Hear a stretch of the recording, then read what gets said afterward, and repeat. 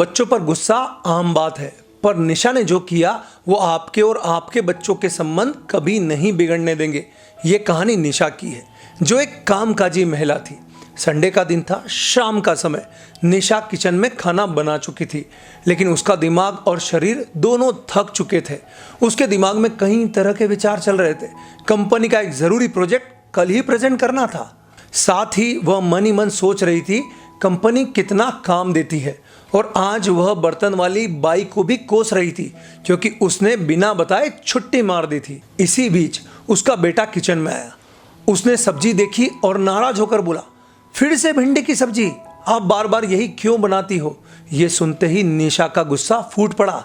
मैं दिन रात तुम्हारे लिए लगी रहती हूँ, मेरी मेहनत तो तुम्हें कुछ दिखती ही नहीं। पहले ही बता दिया करो क्या खाना है। बेटा बिना कुछ बोले चला गया और निशा मन ही मन फिर से कई नकारात्मक विचारों में जाने लगी। आजकल के बच्चे बस हमारी कमियां ही निकालते हैं। आज अगर भिंडी खा लेता तो क्या चला जाता? उसे क्या पता मैं कितनी थकी हूँ, कितना काम है मेरे पास।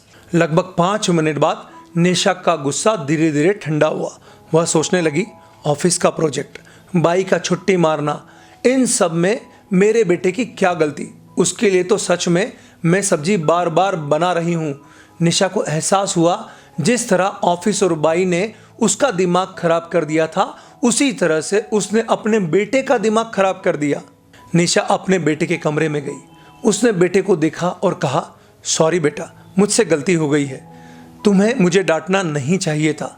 बेटा पलटा और मुस्कुरा कर बोला, कोई बात नहीं मम्मा, आज मैं यही खा लूँगा, कल आप पनीर की सब्जी बना देना।